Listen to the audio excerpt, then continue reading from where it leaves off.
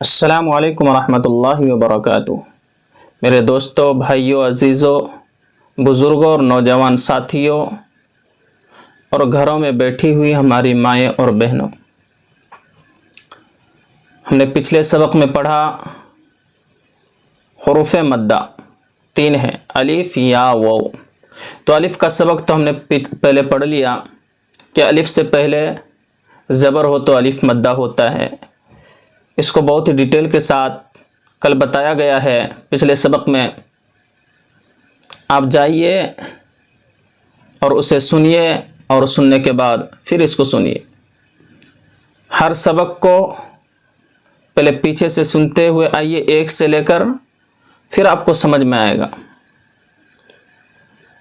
तो आज का हम सबक शुरू करते हैं। सबक शुरू करने से पहले मैं फिर से बता देता हूँ कि अगर आपने पिछले सबक को नहीं देखे हैं तो उसको पहले देख लीजिए, फिर इस वीडियोस को देखिए।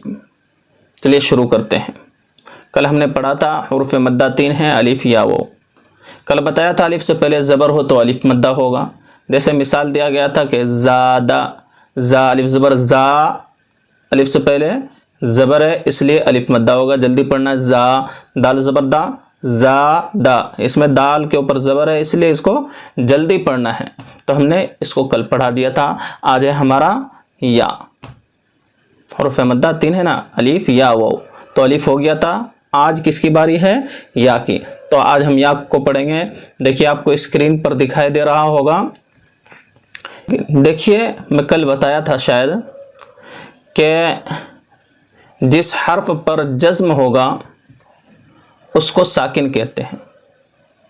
जिस हर्फ पर जज्म होगा उसको साकिन कहते हैं। जैसे या के ऊपर देखिए जज़म है, ये जो बना हुआ है ऐसे, इसको जज़म बोलते हैं। आपको दिखाई दे रहा होगा, निशान डाल देता हूँ। ये क्या है? इसका नाम है जज़म। या के ऊपर है तो ये या साकिन है। जिस हर्फ पर भी जज़म हो उसको साकिन कहते हैं। जैसे या के ऊपर जज़म है तो इसको या साकिन बोलेंगे। तो अब समझिए, या साकिन से पहले ज़ेर है, या साकिन से पहले ज़ेर है इसलिए या मद्दा होगा, इसलिए या मद्दा होगा। तो हम यहाँ पढ़ेंगे हमज़ा या ज़ेर ई। पहले पढ़ के आया ज़ेर के सबक में, हमज़ा ज़ेर ई, जल्दी पढ़ने का था वो। ये या के साथ मिल के आ रहा है इसलिए हमज़ा या ज़ेर ई। चलो इसमें ज़्यादा डिटेल नहीं है, इसको अच्छे से प्रैक्टिस करना है, खींच खींच करके पढ़ना है इसको जल्दी।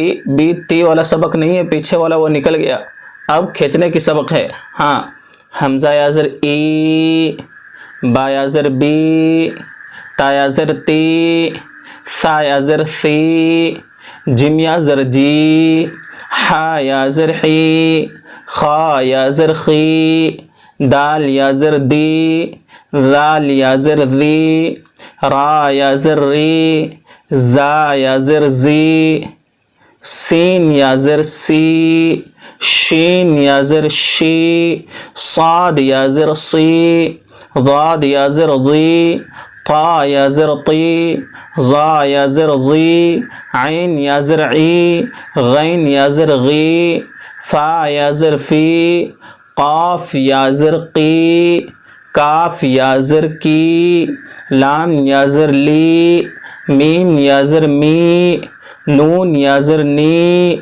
वाव या ज़ेर वी, हा या ज़ेर ही, हमज़ा या ज़ेर ई, या ज़ेर ई।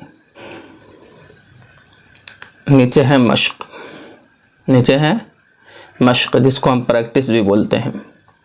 नीचे देखिए सबसे पहला वर्ड है दीनी। दाल या ज़ेर दी, या साकिन से पहले देखिए ज़ेर है। हमने बता दिया कि जिस हर्फ पर जज्म होगा उसको साकिन बोलेंगे, उस हर्फ को ही साकिन बोलेंगे। जैसे या के ऊपर जज्म है तो या साकिन, वाव के ऊपर जज्म आएगा तो वाव साकिन। यहाँ या के ऊपर जज्म है इसलिए या साकिन है। या साकिन से पहले ज़ेर है, दाल या ज़ेर दी, नून या ज़ेर नी, यहाँ भी या साकिन से पहले ज़ेर है इसलिए दोनों को खींच कर पढ़ेंगे, दी नी फी ही। इसमें देखिए फा या ज़ेर फी, या साकिन से पहले ज़ेर है इसलिए खींचा जा रहा है, फी, फा या ज़ेर फी, हाजिर ही, हा के नीचे सिर्फ जेर है इसलिए इसको जल्दी पढ़ेंगे। पीछे हम पढ़ के आए हैं जबर जेर पेश को जल्दी पढ़े इसलिए यहाँ हाजिर ही है तो इसको जल्दी पढ़ना है। फी को खींचना है, ही को जल्दी पढ़ना है, फी ही। इसी तरह अरिनी, हमजा जबर आ, रा ज़र री, अरी, इन दोनों को जल्दी पढ़ना है इसलिए कि हमजा पर जबर है और रा के नीचे जेर है इसलिए अरी। नून या ज़र नी, अरी नी को खींचना है इससे कि या साकिन से पहले जेर आ रहा है इसलिए अरिनी। इसके आगे किताबी, काफ ज़र की, तालिफ ज़बर ता, किता, बाया ज़र बी, किताबी। इसमें देखिए काफ के नीचे जेर है इसलिए इसको जल्दी पढ़ा जा रहा है। तालिफ ज़बर ता, पिछले सबक में पढ़ के आया, अलिफ से पहले ज़बर है इसलिए अलिफ मद्दा होगा। किता, बाया ज़र बी, यहाँ या मद्दा होगा, इसको भी खींचेंगे किताबी। इसी तरह उजीबू, हमजा पेश उ, इसको जल्दी पढ़ेंगे इसलिए पेश है। जिम या ज़र जी, उजी, बा पेश बू, उजीबू। इसमें देखिए जिम या ज़र जी में या मद्दा गया, या से पहले ज़ेर है।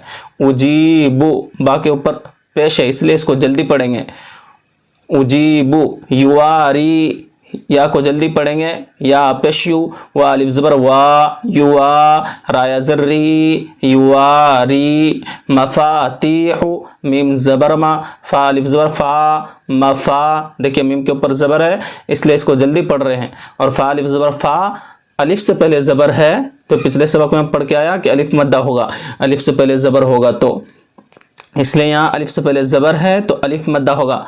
मफा, ताया ज़रती, मफाती, हा पेश हो, मफाती हो। राज़िकीना, रा अलिफ ज़बर रा, जा ज़र जी, राजी। देखिए यहाँ रा को खींच रहे हैं इसलिए अलिफ से पहले ज़बर है। राजी, काफिया ज़र की, इसको खींच रहे की, राज़िकी। नून ज़बर ना, इसको जल्दी पढ़ेंगे इसलिए कि नून के ऊपर ज़बर है। राज़िकीना, आपको समझ में आ रहा होगा मैं उम्मीद करता हूँ। इबादी, ऐन ज़रई, बा अलिफ ज़र बा, इबा, दाल या ज़र दी, इबादी। अब बताने की ज़रूरत नहीं है कि ऐन के नीचे ज़ेर है, इसको जल्दी पढ़ना है, आप खुद ही समझ जाओ।